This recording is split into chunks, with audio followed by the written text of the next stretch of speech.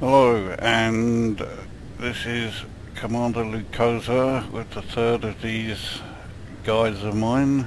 I'm hoping this one will be a little less rambling than the second one was. It should be, because I am missing some of the test match cricket to record this, so I hope this is appreciated, because I'm making quite a sacrifice here. To start with, we'll go through what's changed since my last guide. I now have a new ship. I am in a Lakon Type-6 Transporter. My credit balance has gone up quite a bit. I'm now just shy of 2.5 million.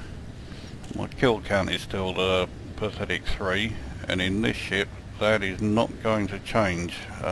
This is not a ship that you want to get involved in combat with. The modules will illustrate that quite well. I've got the priority set as always, but this time they're all just 2 and 1.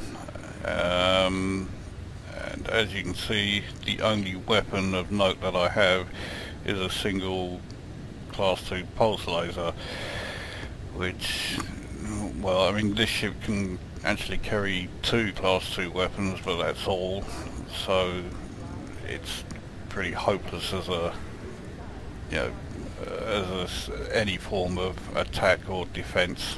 Well, attack doesn't even come into the equation.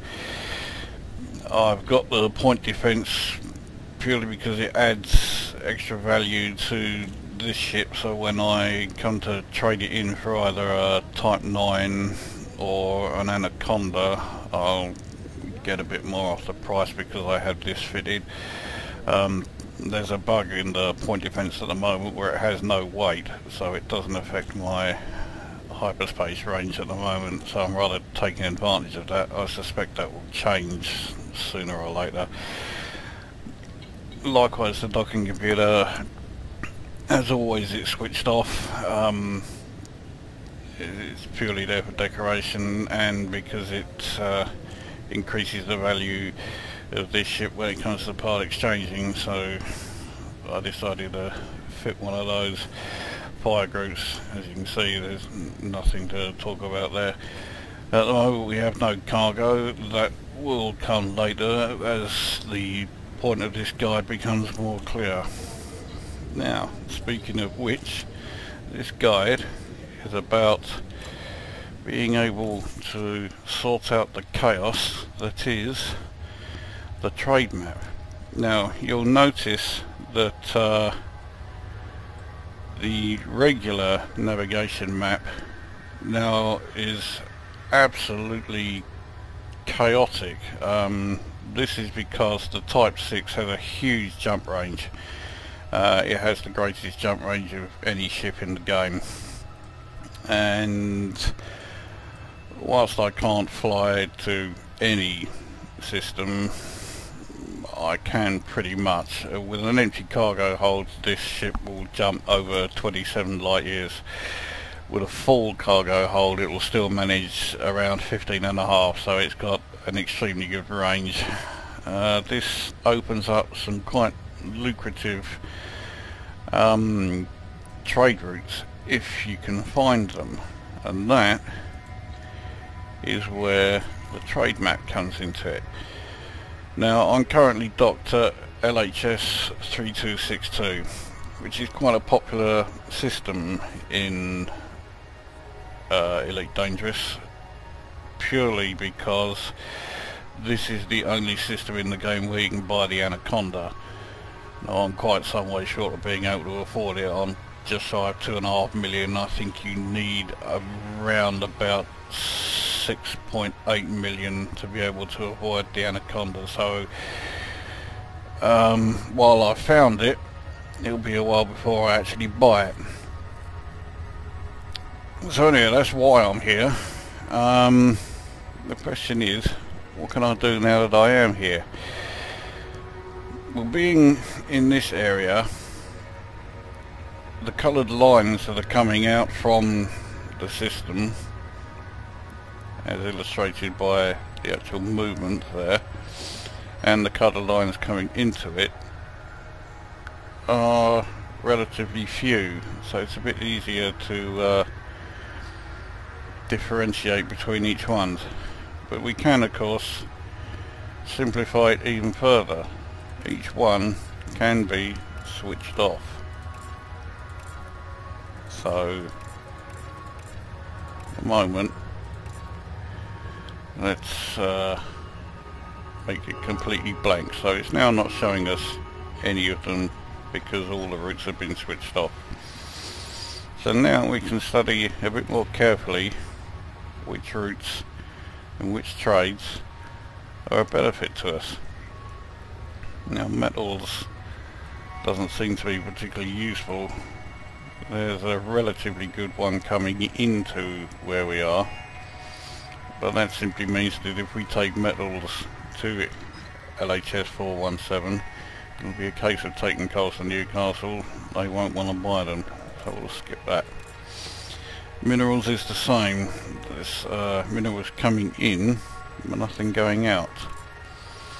Now chemicals, it changes, and there are quite a few chemicals exports from this system, so that's something worth considering, so we'll keep that in mind. Engineered ceramics, nothing at all. Weapons, now the larger these blips, the greater the demand, and there are some very large blips coming out from LHS 3262 towards the system Pi-Fang here. Now distance is 14.736 light years. In most ships that's way out of range. In this ship, no problem, we can do that in a single jump. So that's something worth considering.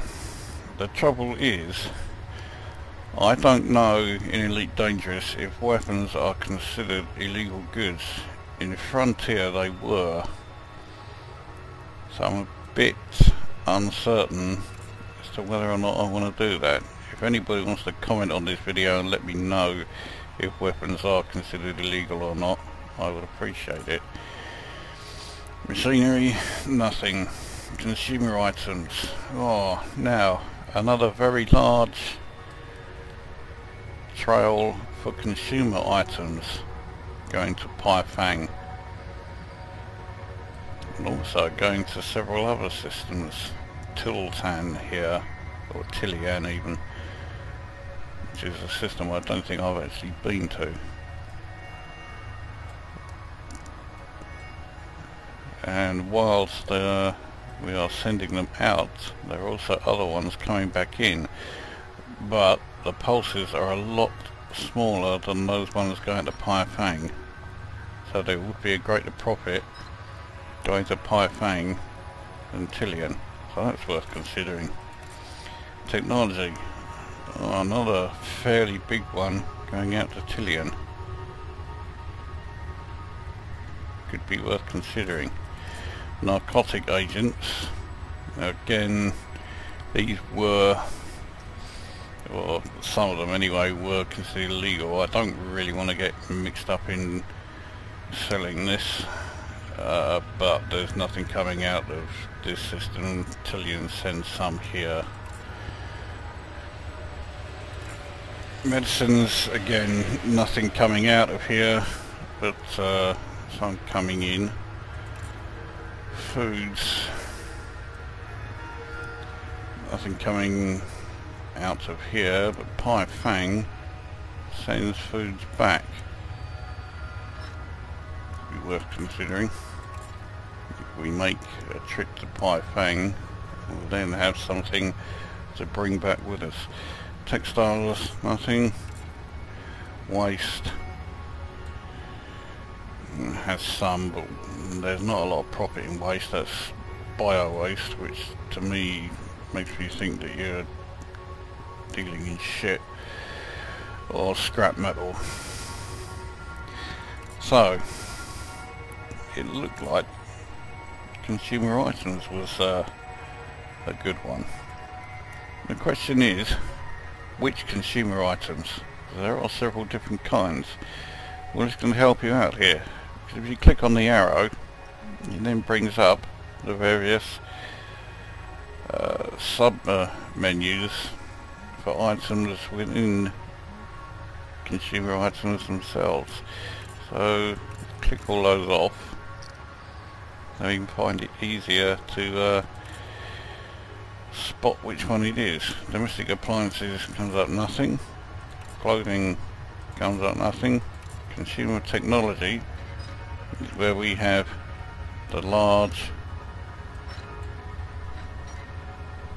blips going to Pi-Fang.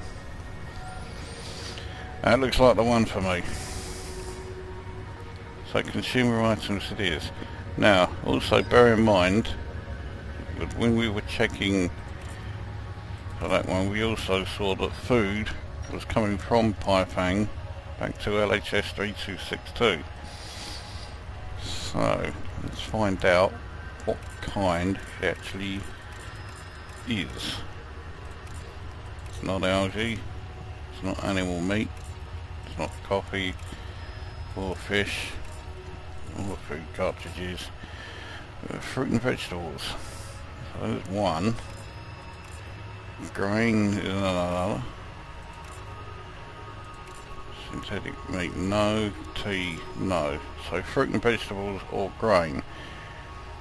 Well, fruit and vegetables has a much better profit margin than grain does.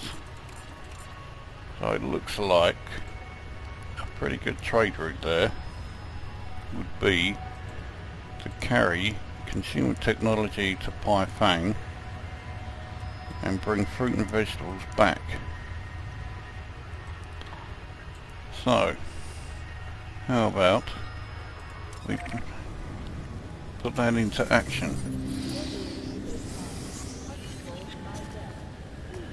Fuel tank is already full.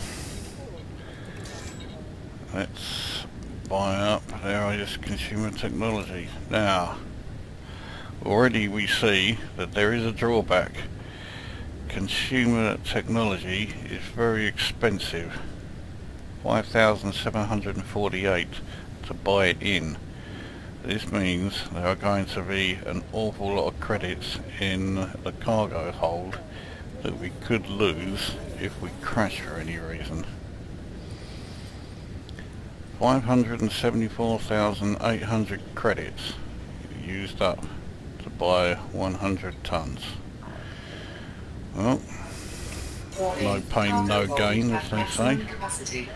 So my balance is now down to 1,912,421. Okay. So let's return to the surface of the station.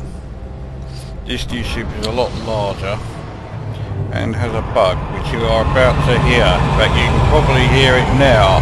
It makes this deafening noise and it doesn't shut up unless you switch on the galaxy map again.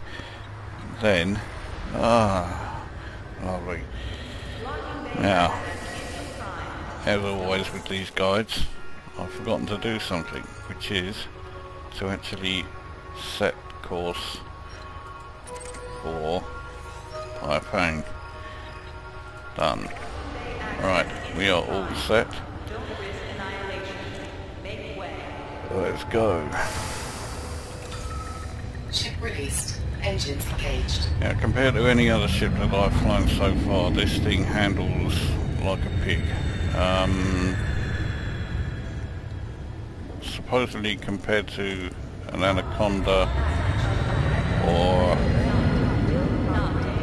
a Type-9, it does handle quite well.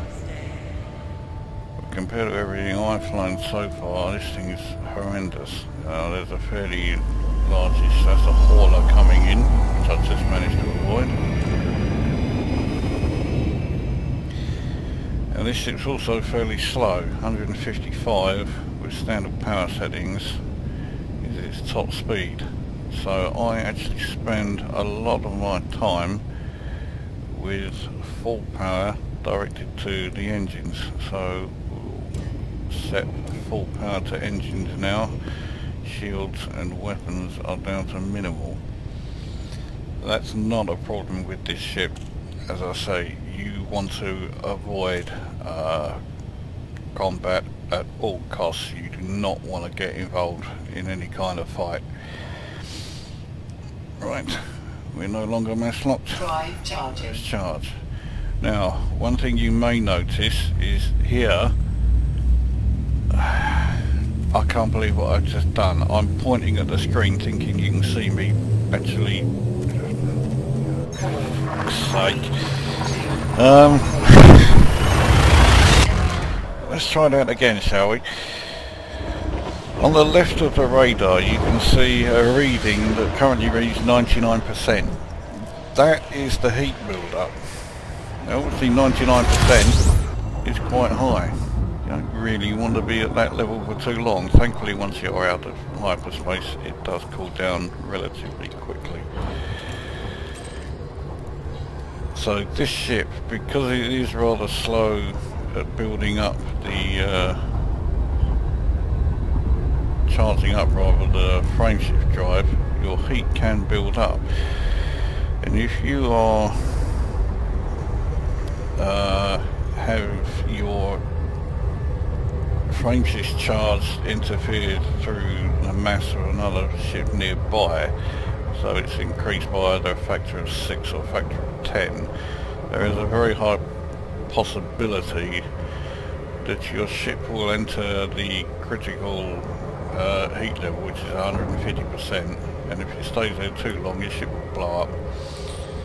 So you do need to be careful with this thing, and I would imagine that applies even more so to the Type 9 and the Anaconda later on. Because the Type 9 and the Anaconda both have enormous amounts of hard points and can pack a serious punch, so as well as being great cargo vessels they can also deal with big pirates. This ship is, well, like the Hauler, a great cargo vessel for its price, but it can't defend itself. That's why we want to avoid interdictions, and we've done well here, not a single one. Let's disengage.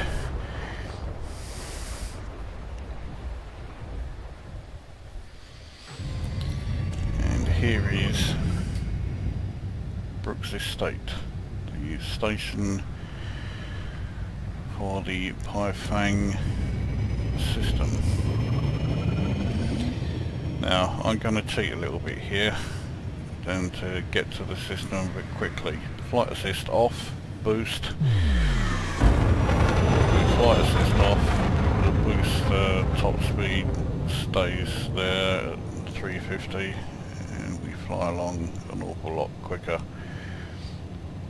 The flight assist off basically allows the ship to travel rather like it did in Frontier, using the Newtonian flight model, which I quite liked in Frontier. I thought it suited it quite well.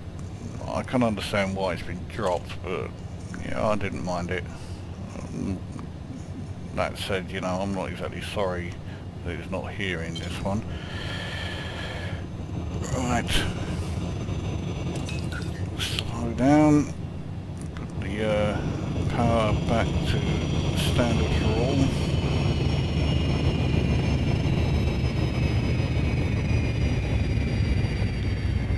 Overshot the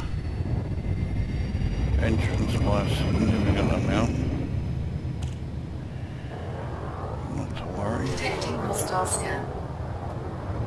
I suspect that Viper that just flew past me is the ship that scanned.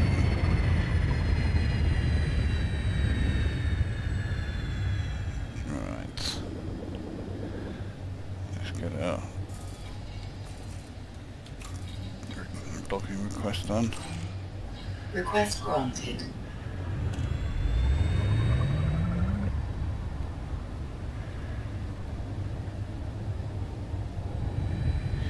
I must admit, the interior. Oh, actually no, I'm thinking of, no, it's this one. The interior looks spectacular. How did I know that, you ask? Where do you think I got nearly 2.5 million credits from?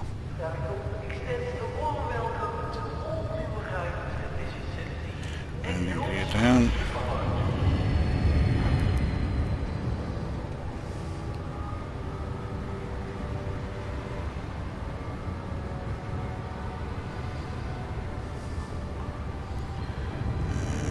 Stop there. Thrust down. Oh, nowhere near the centre of the docking bay. Overshot that.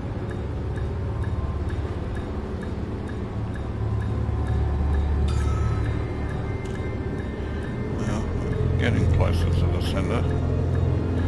That'll do.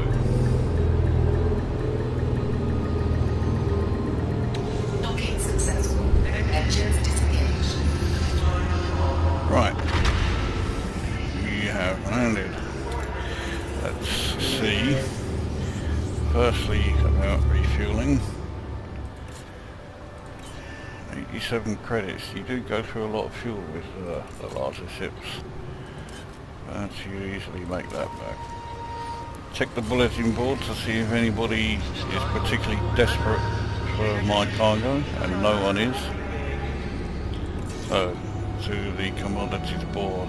I bought these at 5,748 per item. I'll sell them at 7,099 credits per item, so I'll make a profit of 1,351 credits per ton, and I have 100 tons of them. So selling the whole lot for 709,900 credits, a profit of 135,100. I think we can safely say that was a decent trip.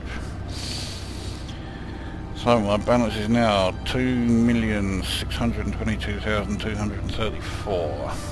Still nowhere near being able to afford even a Type-9 Lakon, let alone an Anaconda. So we need to do some more.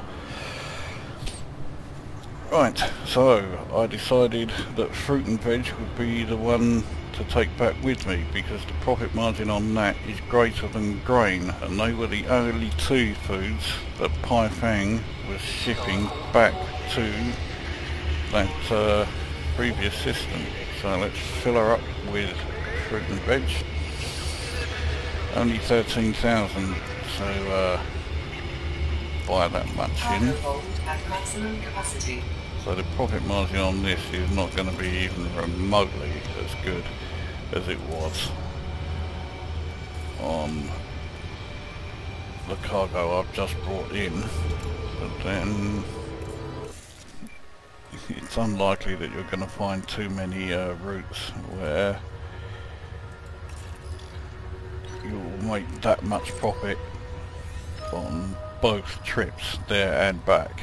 Right, so we're heading back to LHS 3262. Let's go. Please clear the access corridor quickly and safely.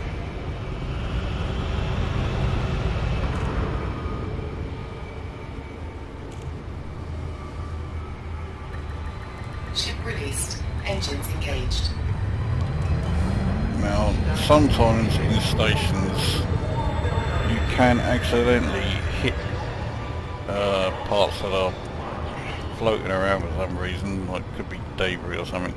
So it's not a bad idea to put all power to shields whilst inside the station itself. It also helps so that then if you should hit something while you're passing the actual entry and exit point, if you hit it with full shields, it's not going to do you quite so much damage.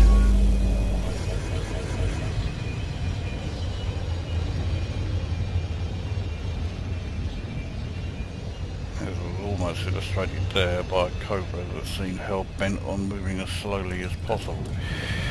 So, now that we're out of there, do power reset and then put all power to the engines, full speed ahead, and wait until we're no longer mouse locked, and that is now. Charger up and away we go.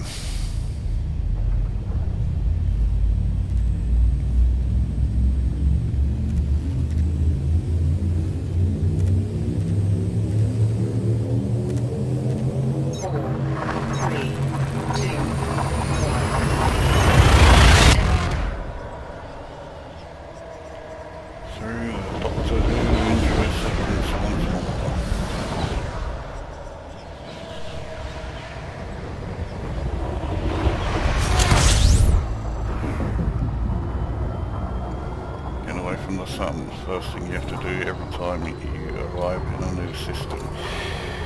Choose the destination and lock on. Destination in this case being Louis de la Caille Prospect. And proximity warning is up there, which means that the gravitational field from the sun that we were quite close to is affecting our speed. Now that we've got away from it though, the speed is really picking up.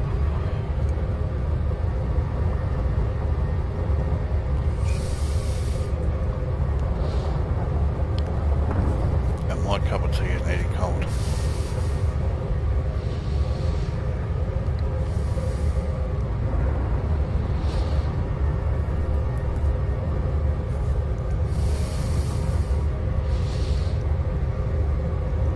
As much as I don't want an interdiction, if one comes along it would be handy. I could then show you how to outrun them, and it's guaranteed to work every time.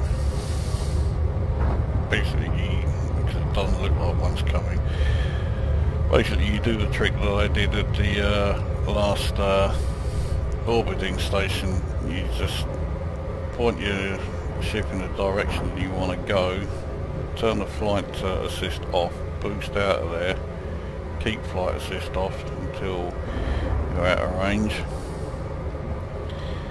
and then once your frame shift drive is back online, frame shift out of there and get back underway.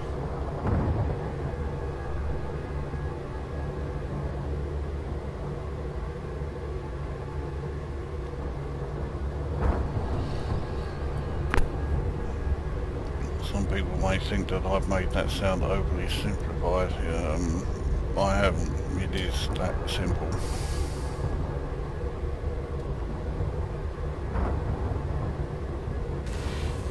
Well, there we go. We've got an interdiction anyway.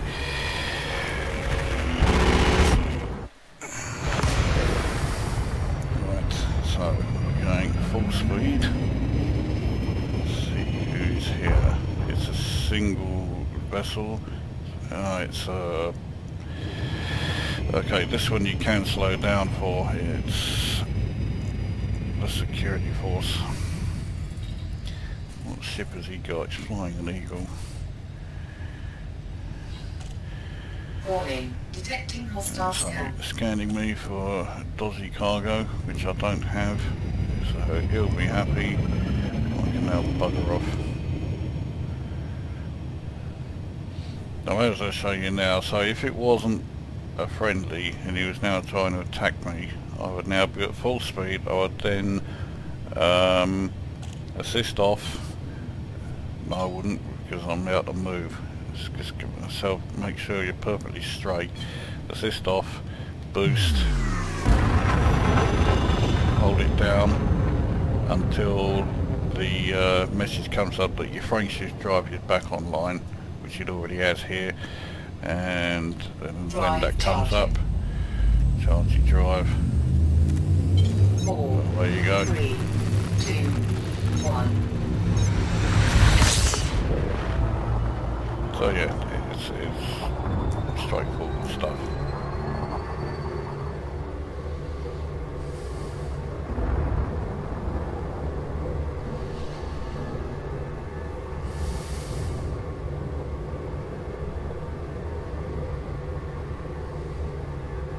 Okay, disengage, frame shift.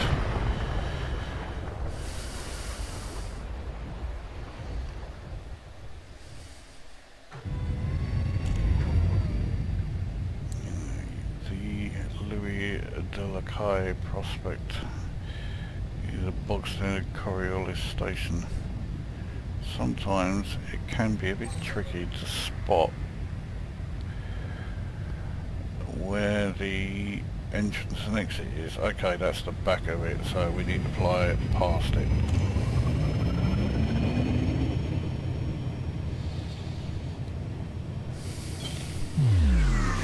Do it the easy way.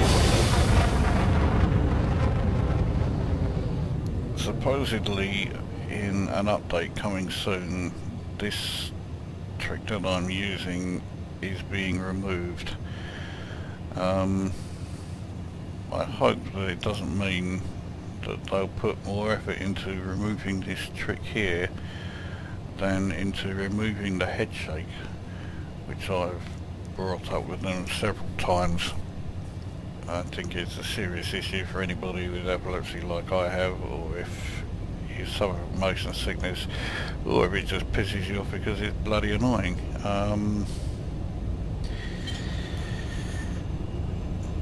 At the moment I am using a third-party application called Shock Absorber, which was made by somebody called CADMonkey33, and much respect to him for doing that.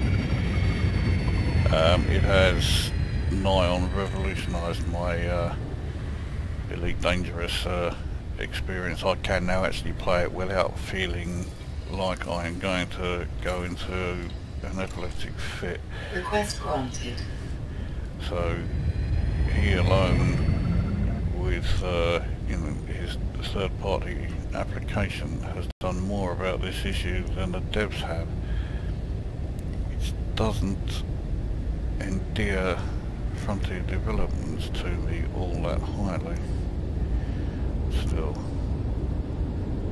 I can make up for that by actually putting it in.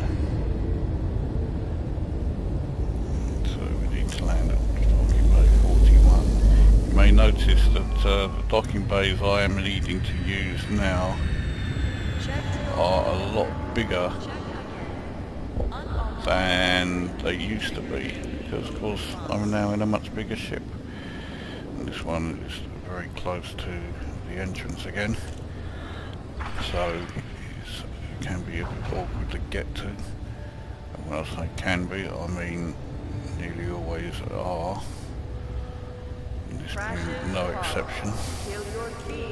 I'm hoping to take this a lot slower than I usually would, because I'm coming in at a much steeper angle than I usually would.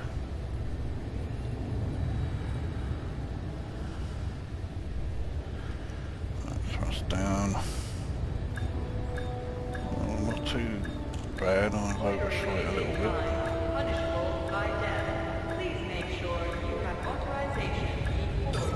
There we go, centered. It's down. And touchdown. Successful. Engines disengaged.